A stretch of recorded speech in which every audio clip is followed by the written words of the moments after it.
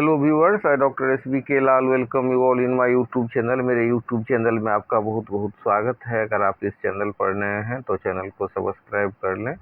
हम इस चैनल के माध्यम से आप तक पहुंचाते हैं ढेर सारी जानकारी विविध विषयों पर। तो आज का वीडियो सरकारी जो मेडिकल कॉलेज है उसकी क्या स्थिति है, और वीडियो के लास्ट में हम कंपैरिजन भी करेंगे प्राइवेट मेडिकल कॉलेज और जो सरकारी मेडिकल कॉलेज है उसका। तो जो खास करके जो विसंगति, जो स्थिति परिस्थिति बनी है और कैसे बदहाली का शिकार है सरकारी अस्पताल का कुप्रबंधन क्या है और कैसे है, फिर इसका कारण क्या है और इसका समाधान क्या है, इस सब पर चर्चा करने वाले हैं इस वीडियो में। तो वीडियो के अंत तक बने रहें। आइए समझते हैं। सबसे पहले हम सरकारी जो मेडिकल कॉलेज है, सरकारी कॉलेज हॉस्पिटल है, उसके कुप्रबंधन की बात करें। एक एक मेडिकल कॉलेज में हम देख सकते हैं कि जो ऐसे जगह पर है जहां पर अगल बगल में कोई सरकारी मेडिकल कॉलेज नहीं है, तो और मतलब डेंस इलाका में है या पुराना मेडिकल कॉलेज है, तो वहाँ आप देख सकते हैं 2,500 से 3,000 रोज मरीज पहुँचते हैं इलाज के लिए। लेकिन वहाँ पर कहीं पर जांच की सुविधाएं नहीं हैं, तो कहीं पर सीटी स्कैन नहीं है, सीटी स्कैन मशीन नहीं है, तो कहीं पर पेटो विटामिन जांच का केमिकल ख़त्म है, तो कहीं डेंगू जांच के लिए किट नहीं है। ये सब स्थिति बन रही है। आज हमारे समाज की एक बेहद गंभीर और संवेदनशील समस्या है सरकारी अस्पताल का कुप्रबंधन, मिसमैनेजमेंट। तो हम आइए समझते हैं कि भारत जैसे देश में ये समस्या कितना संवेदनशील है, इसका आकलन करते हैं। भारत जैसे विकासशील देश में जहां एक बहुत बड़ी आबादी महंगे निजी अस्पतालों का खर्च उठाने में असमर्थ है, सरकारी अस्पताल ही उनके इलाज का एकमात्र सहारा होता है। लेकिन इन अस्पतालों में कुप्रबंधन के कारण गरीब मरीजों को भारी दिक्कतों का सामना करना पड़ता है। अगर हम कुप्रबंधन के कारण को देखें तो इसमें है बुनियादी ढांचा की कमी, दवाइयों और संसाधनों की अनुपलब्धता, साफ सफाई और स्वच्छता का अभाव, प्रशासनिक लापरवाही या जवाबदेही की कमी, भ्रष्टाचार और बिचौलिए जैसे समस्याओं से दुचार हो रहा है ये सरकारी मेडिकल कॉलेज से। कई जगह हम देख सकते हैं कि मरीजों की भारी संख्या के मुकाबले डॉक्टरों, नर्सों, बेडों और आवश्यक चिकित्सा उपकरण की कमी होती है।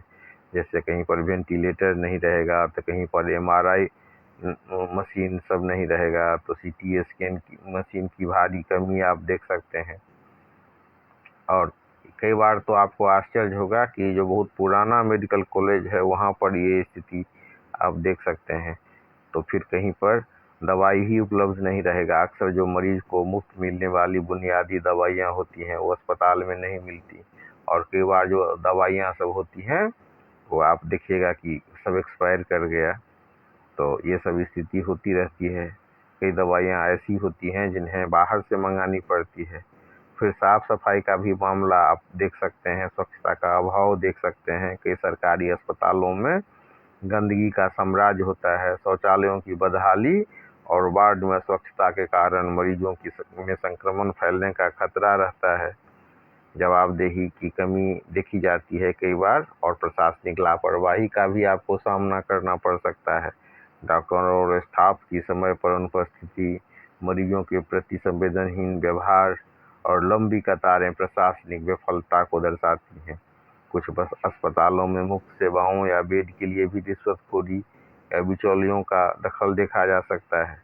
तो मरीजों पर जो प्रभाव पड़ता है इसके कारण, तो उनका आर्थिक बोझ बढ़ जाता है, स्वास्थ्य में गिरावट आती है और मानसिक प्रताड़ना भी इनको झेलना पड़ता है। लंबी कतारों और डॉक्टरों के रूखे व्यवहार और प्रशासनिक दौर्भाग्य से मरीज और उनके परिजन मानसिक रूप से टूट जाते हैं। सरकारी स्वास्थ्य प्रणाली को सुदृढ़ और प्रबंधित करने के लिए बजट में बढ़ोतरी की बात कही जाती है, लेकिन आपको आश्चर्य होगा और कि सरकार के द्वारा पर्याप्त बजट में बढ़ोतरी के बावजूद भी कई बार ये सिस्टम पूरा ठीक होने में नाकाम होता है। और कई बार तो बजट में भी कमी आप देख सकते हैं। स्वास्थ्य क्षेत्र तो अक्सर ये मांग होती है कि स्वास्थ्य क्षेत्र के लिए सरकार बजट को बढ़ावे, तो स्वास्थ्य क्षेत्र के लिए सरकारी बजट को बढ़ाया जाना जाने की ही प्रासंगिकता है, ताकि आधुनिक उपकरण और पर्याप्त बेड उपलब्ध कराए जा सके। पर कई बार आप देख सकते हैं कि मशीन सालों से जंग खा रही है मशीन में, और उसे कोई चलाने वाला टेक्नीशियन नहीं है।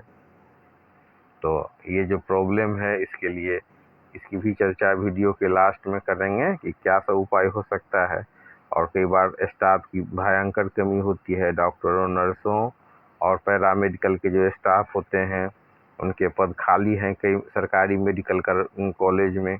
फिर हम देख सकते हैं कि ओपीडी पर्ची, बेड की उपलब्धता और दवाइयों के स्टाफ को ऑनलाइन और पारदर्शी अगर नहीं बनाया जाए तो बिचौलियों का खेल खत्म होने में परेशानी होगी। कड़ा प्रशासन को कड़ा होना होगा और जवाबदेही युक्त जो मेडिकल कॉलेज है उसको बनाना पड़ेगा। अस्पताल प्रबंधन की नियमित निगरानी होनी चाहिए और लापरवाही बरतने वाले कर्मचारियों और डॉक्टरों पर सख्त कार्रवाई होनी चाहिए। फिर हेल्पलाइन और शिकायत निवारण की भी आवश्यकता होती है। मरीजों के लिए एक प्रभावी शिकायत केंद्र या हेल्पलाइन नंबर होना चाहिए जहां उनकी समस्याओं का तुरंत समाधान हो सके। तो जहां हम देख रहे हैं कि भारतीय संस्कृति में नर सेवा को नारायण सेवा माना जाता है, वहीं पर आप ये जो सरकारी मेडिकल कॉलेज हैं वहां पर देख सकते हैं कि जवाबदेही, संवेदनशीलता और पारदर्शिता की कमी से जूझ रहा है ये सरकारी मेडिकल कॉलेज।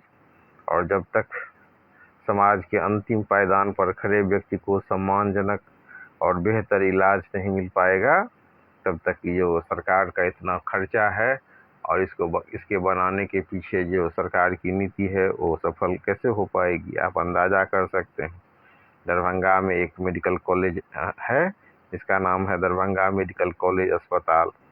तो यह अस्पताल कोसी क्षेत्र की स्वास्थ्य व्यवस्था की लाइफलाइन मानी जाती है। दरभंगा, मधुबनी, समस्तीपुर, सहरसा और नेपाल तक के मरीज यहाँ इलाज के लिए आते हैं। यह एक बहुत पुराना और ऐतिहासिक संस्थान है, लेकिन इसकी वर्तमान स्थिति की बात करें तो यह गंभीर ढांचागत चुनौतियां और कुप्रबंधन से जूझ रहा है।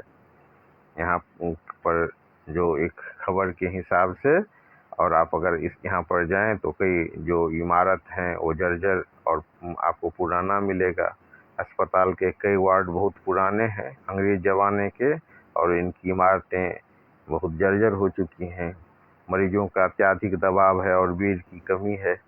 सफाई और संक्रमण का भी खतरा बना रहता है। सुरक्षा व्यवस्था में चूक भी एक मुद्दा हो जाता है। हाल के घटना में हम देख सकते हैं कि इमरजेंसी वार्ड के भीतर तक बाहरी तत्वों या वाहनों का बिना रोक टोक प्रवेश कर जाना यहाँ की प्रशासनिक और सुरक्षा संबंधी ढिलाई को उजागर करता है।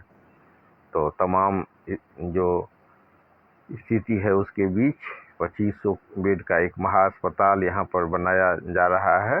दरभंगा एम्स के प्रस्ताव के समानांतर राज्य सरकार ने डीएमसीएच के कायाकल्प के लिए भारी भरकम बजट की मंजूरी दी है। 2500 करोड़ से ज़्यादा खर्च करने का अनुमान है।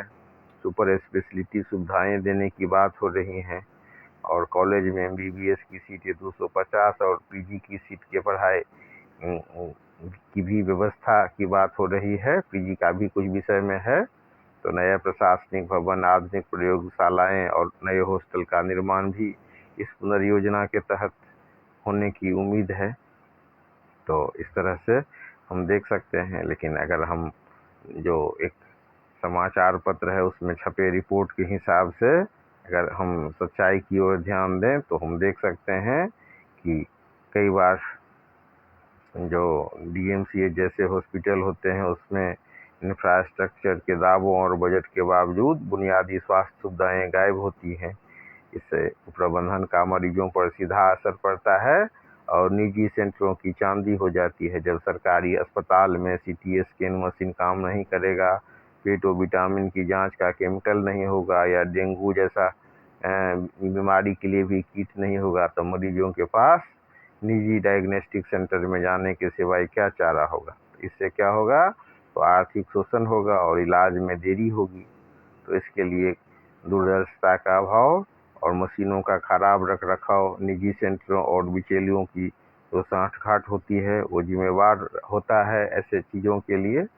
और अगर मतलब पीपीपी मॉडल लागू किया जाए तो बहुत हद तक समस्या का समाधान हो सकता है, बशर्ते कि सरकार उसका समय पर भुगतान करे।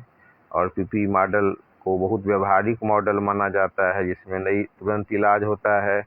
नई सरकारी मशीन खरीदने, उसका टेंडर निकालने और उसे स्थापित करने में सालों लग जाता है। तो वहीं पीपी मॉडल के तहत निजी वेंडर के पास पहले से मशीन और स्टाफ तैयार होता है। रखरखाव का कोई टेंशन नहीं होता है, गरीबों पर आर्थिक बोझ नहीं होता है। अगर मान लीजिए कि कोई जांच सीटी स्कैन 3000 से 4000 का है, तो पीपी मॉडल के तहत सरकार इसे 500 से 700 रुपये जैसे बेहद मामूली और रियायती दर पर उपलब्ध करा सकती है।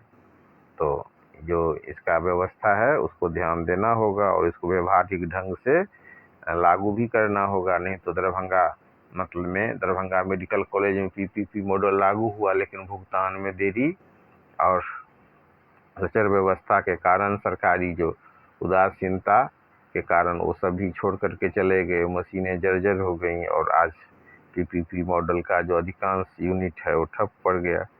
तो ऐसी स्थिति होती है। और फिर हम देख सकते हैं कि वहीं पर जो प्राइवेट मेडिकल कॉलेज होते हैं वो इतने महंगे होते हैं कि वहाँ पर मरीजों का टोटा रहता है। और ये अगर मतलब सरकारी की स्थिति करें तो वहाँ पर हम देख सकते हैं कि कई बार कुव्यवस्था भी होती है। तो इसका समाधान संवेदनशीलता में है और प्रशासनिक तत्परता में है। साथ ही पीपीपी मॉडल को अगर ढंग से लागू किया जाए तो ये भी बहुत लोगों को राहत दे सकता है। वर्तमान में हम देख सकते हैं कि कई जगह पीपीपी मॉडल भी बदहाली का शिकार हो जाता है, क्योंकि इसमें उनके जो बकाये होते हैं उसका भुगतान महीनों और सालों तक नहीं हो पाता है। तो धीरे धीरे जब उन पर वेंडरों पर करोड़ों रुपया का बकाया हो जाता है तो भी धीरे धीरे केमिकल सब मंगाना बंद कर देते हैं। इस स्थिति से कुव्यवस्था और व्यवस्था का अंबार लग जाता है। तो उम्मीद है कि आपको ये वीडियो जानकारी देने में, जो सरकारी मेडिकल कॉलेज है उसके बारे में आपको जानकारी मिली होगी।